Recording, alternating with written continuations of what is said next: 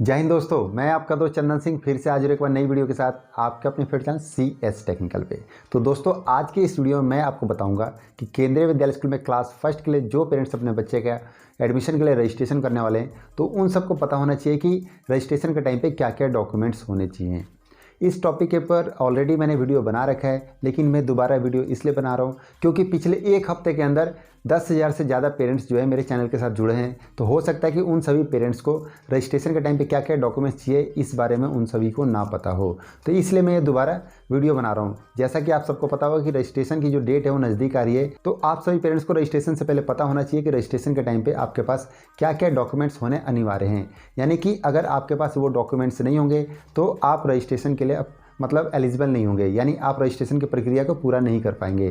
तो इसलिए आपको ये वीडियो जरूर देखनी चाहिए, क्योंकि अगर आप ये वीडियो देखते हैं तो आपको पता चलेगा कि रजिस्ट्रेशन के टाइम पे क्या क्या डॉक्यूमेंट्स चाहिए और कहाँ का बना हुआ होना चाहिए, किसकी अथॉरिटी से बना हुआ होना चाहिए। ये सारी बातें आज की इस वीडियो में मैं कवर करूँगा। तो दोस्तों, वीडियो शुरू करने से पहले एक खास बात, जो पेरेंट्स अपने बच्चे का एडमिशन केंद्रीय विद्यालय स्कूल में कराना चाहते हैं और रजिस्ट्रेशन का वेट कर रहे हैं, तो मैं आप सभी पेरेंट्स को बता दूं कि 28 फरवरी 2022 सुबह 10 बजे से रजिस्ट्रेशन स्टार्ट हो रहे हैं और ये रजिस्ट्रेशन जो है 21 मार्च 2022 शाम के 7 बजे तक चलेंगे। तो आपने इसी टाइम पीरियड में अपने बच्चे के एडमिशन के लिए अप्लाई करना है, यानी रजिस्ट्रेशन करना है।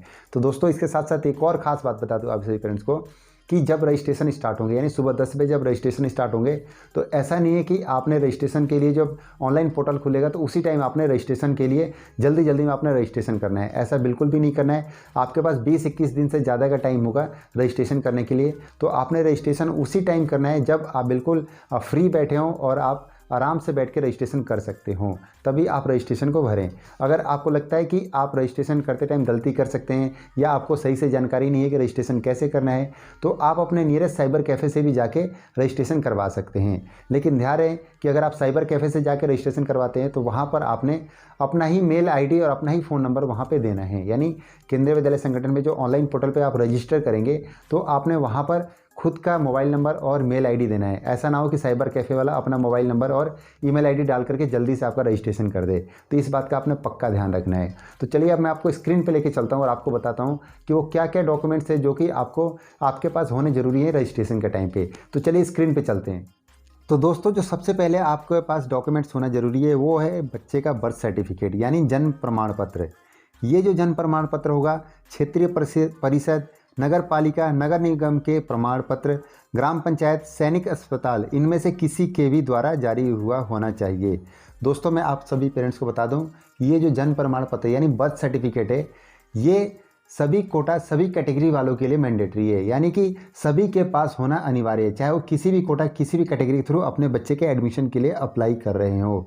दोस्तों, इसके साथ साथ मैं आपको एक बार इंग्लिश में भी दिखा देता हूं, क्योंकि बहुत सारे पेरेंट्स के कमेंट्स आते हैं कि सर प्लीज़ एक बार हमें इंग्लिश में भी बताया करें ताकि हमें भी समझ में आए, क्योंकि बहुत से ऐसे लोग होते हैं जो साउथ इंडियन होते हैं या कहीं और के होते हैं जिनको कि हिंदी की अधिक जानकारी नहीं होती है, तो उनको प्रॉब्लम होती है।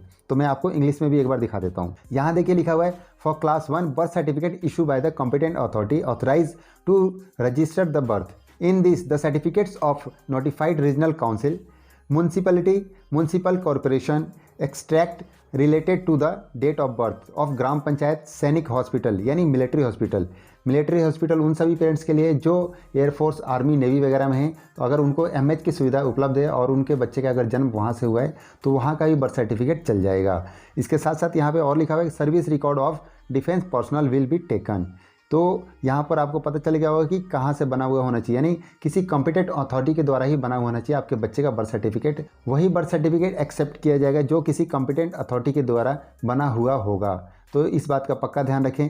दोस्तों, बहुत सारे पेरेंट्स ने मुझे कमेंट करके एक बात पूछा था कि क्या बर्थ सर्टिफिकेट की जगह पर हम आधार कार्ड को अपलोड कर सकते हैं केंद्रीय विद्यालय संगठन के ऑनलाइन पोर्टल पर। तो मैं आप सभी पेरेंट्स को बता दूं कि ऐसा बिल्कुल भी नहीं चलेगा। आपको बर्थ सर्टिफिकेट ही वहां पर अपलोड करना होगा। आधार कार्ड की आप कॉपी वहां पर अपलोड नहीं कर सकते हैं, क्योंकि वहां पे साफ साफ लिखा हुआ है कि आपने अपने बच्चे का बर्थ सर्टिफिकेट का फ़ोटो वहाँ पे अपलोड करना है। तो अब बात आती है कि ये किस फॉर्मेट में होना चाहिए और इसका साइज़ क्या होना चाहिए, तो ये भी मैं आपको बता देता हूँ।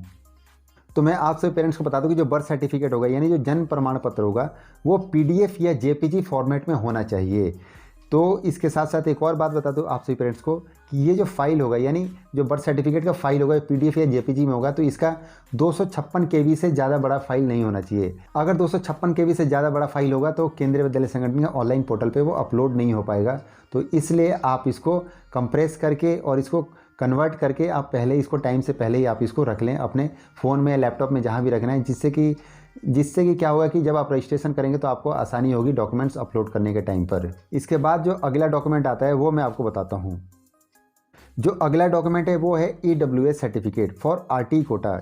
EWS प्रमाण पत्र केवल जनरल कैटेगरी के लिए। तो मैं आप सभी पेरेंट्स को बता दूं कि जो पेरेंट्स EWS का फ़ायदा लेना चाहते हैं एडमिशन के टाइम पर, तो वो EWS सर्टिफिकेट के डिटेल्स वगैरह केंद्रीय विद्यालय संगठन के ऑनलाइन पोर्टल पर भर सकते हैं अगर उनके पास EWS सर्टिफिकेट हो। तो यहाँ पर मैं बता दूं कि यहाँ लिखा है फॉर RT कोटा। इसका मतलब ये है कि अगर आपकी एनुअल इनकम 3.5 लाख से कम है और आपके पास EWS सर्टिफिकेट है, तो अगर आप EWS सर्टिफिकेट के वहाँ पे डिटेल्स जब भरेंगे तो क्या होगा कि केंद्रीय विद्यालय संगठन का ऑनलाइन पोर्टल जो होगा वो आपको ऑटोमेटिक जो है RT कोटा में कंसीडर कर लेगा।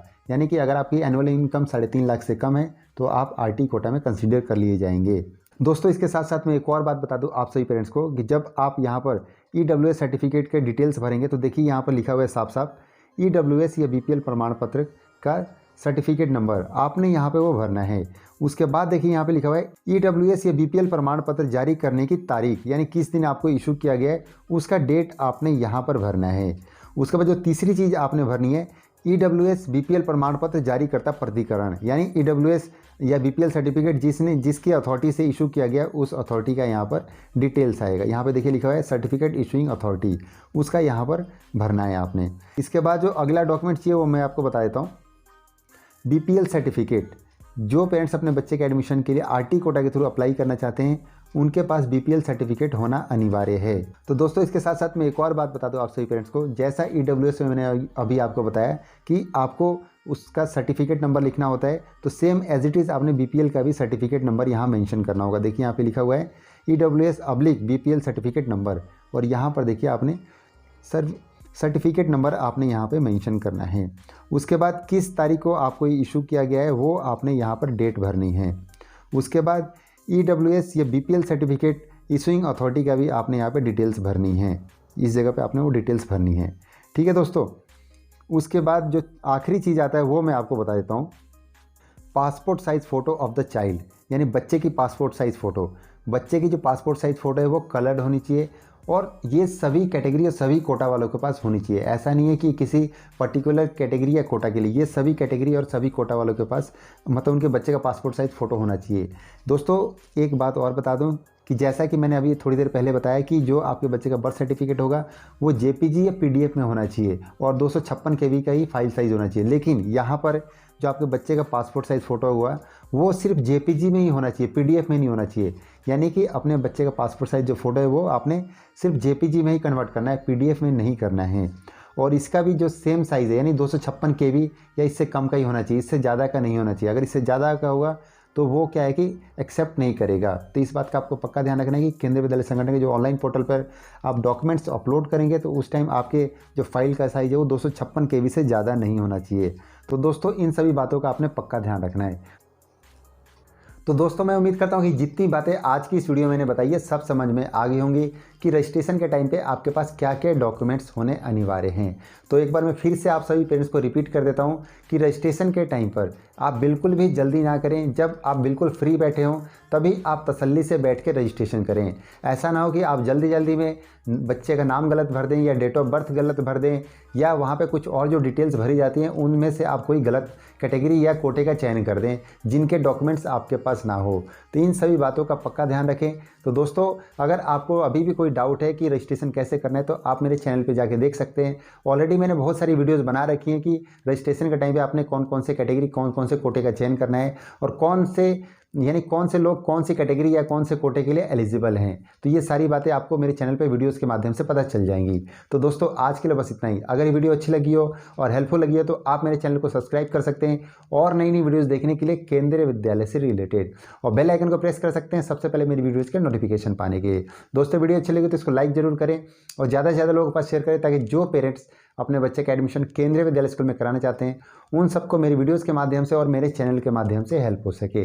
तो दोस्तों आज के लिए बस इतना ही, तब तक के लिए थैंक यू, बाय बाय, जय हिंद, वंदे मातरम।